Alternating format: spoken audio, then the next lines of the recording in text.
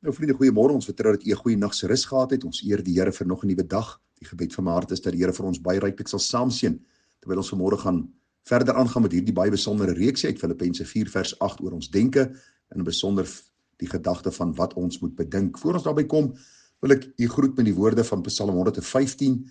Daar staan: "Nie aan ons, o troue God, aan u naam alleen gee eer. Waarom sou die nasie spot as hul oor ons triomfeer?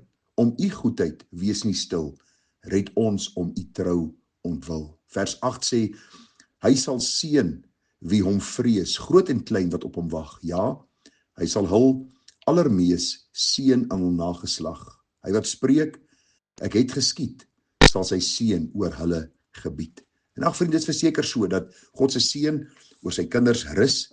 God seën ons in ons werksaamhede, hy seën ons in sy waarheid van sy woord, en kan ons ook hierdie waarheid oordra aan die volgende geslag, sodat hulle weer 'n seën vir ander sal wees, en ons so die koninkryk van God kan uitbrei en kan bou. Mag die Here ons getrou bevind, en mag ons hom in alles welbehaaglik wees. En vanmôre gaan ons aangaan met ons reeksie, hier uit Filippense 4 vers 8, die apostel Paulus sê verder: "Broeders, ek het vir u gesê, dit sluit almal in die gemeente, die vrouens, die kinders, die jong mense, verder broeders, alles wat waar is, alles wat eerbaar is, alles wat regverdig is, alles wat rein is, alles wat lieflik is, alles wat loflik is, wat deeg en wat lof daar ook mag wees, bedink dit." Nou ons het al reeds gekyk na wat ons moet bedink, alles wat waar is, en alles wat eerbaar is, en alles wat regverdig is, en alles wat rein is. Vanmôre kom ons by die gedagte uit: bedink alles wat lieflik is. Nou vriende, in die Engels is hierdie gedagte van lieflik, die woordjie lovely. Dit sluit ook in die gedagte van, in die Engels, acceptable, friendly towards. Met ander woorde, die gedagte is eenvoudig dat ons gedagtes sal bedink wat aangenaam is voor God en die mens. U sien, ons denke, soos reeds vir u vermeld, bepaal ook ons optrede. Vriende, ons is wat ons dink. En daarom is het belangrik dat ons gedagtes sal voed, nie met hierdie nuwe era of nieuwheidsgedagtes of die sogenaamde voorspoedsteologie gedagtes of om jouself op die skouer te klop en jouself te motiveer van binnekant af nie. Nee, die Bybel is baie duidelik daaroor dat ons gevul moet word met God se waarheid, sodat hy ons denke kan verander en ons denke kan rig. Die apostel Paulus sê ons moet vernuwe word in ons gemoed, en daarom sê die apostel Paulus vir die gemeente, en ook vir my en vir jou in hierdie môre: bedink alles wat lieflik is, alles wat aangenaam is voor God en die mens. Dinge, die Engels praat van acceptable, aanvaarbaar voor God en die mens. En vriende, hoe kan ons lieflike dinge bedink? U weet en ek weet hoeveel bose gedagtes in ons gedagtes ronddraai by tye, hoeveel aanvalle, aanvegtinge van binne en buite daar is, hoeveel dinge ons soms ontstel, dinge wat ons oordink, wat ons vrees, en wat moet ons doen? Om ons gedagtes gevangene te neem en vir die Here te vra: help my om lieflike gedagtes te bedink. 'n Paar kosbare insette wat ek kan lewer is: dink aan God se persoon. Vriende, wanneer ons begin dink aan God se persoon, begin ons besef hy is die skepper, hy is die onderhouer, hy is die een wat vir ons in die woord sê dat hy sal ons dra, al gaan ons deur die dal van doodskade weer, ons hoef nie te vrees nie, hy is met ons. Hy sê hy sal ons lei na waters waar rus is. Hy sê die gedagtes dan gaan ons koester is gedagtes van vrede en die van onheil nie, om ons 'n hoopvolle toekoms te gee. Hy sê dat hy sit by die smeltkroes en hy louter ons soos 'n mens goud louter, totdat ons soos goud te voorskyn kom. Die Bybel sê vir ons dat soos 'n vader hom ontferm oor die kinders, so ontferm die Here hom oor die wat hom vrees. So hierdie gedagtes, vriende, rig ons harte in aanbidding, en dit bring ons by 'n reine lewenswandel uit. So dink aan God se persoon, dink aan sy attribute, dink aan sy almag. Vriende, daar is geen een in die hemel of op aarde soos hy nie. Hy's almagtig.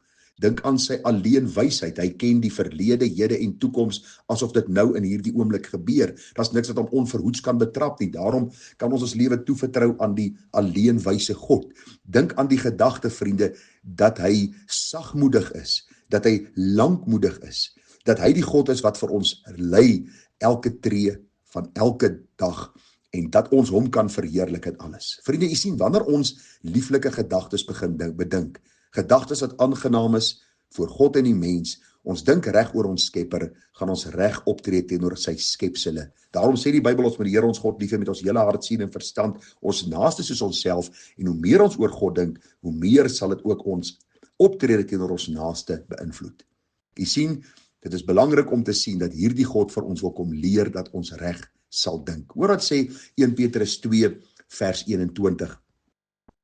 Hy sê, want hiertoe is julle geroep, omdat Christus ook vir julle gelei het, en julle 'n voorbeeld nagelaat het, sodat julle in sy voetstappe kan navolg. Hy wat geen sonde gedoen het nie, en in wie se wond geen bedrog gevind was nie, toe hy uitgeskel is, nie terug uitgeskel het nie, toe hy gelei het, nie gedreig het nie, maar dit oorgegee het aan hom wat regverdig oordeel, wat self ons sondes in sy liggaam op die kruis uitgedra het, sodat ons die sondes kan afsterwe en vir die geregtigheid kan lewe, deur wie se wonde julle genees is.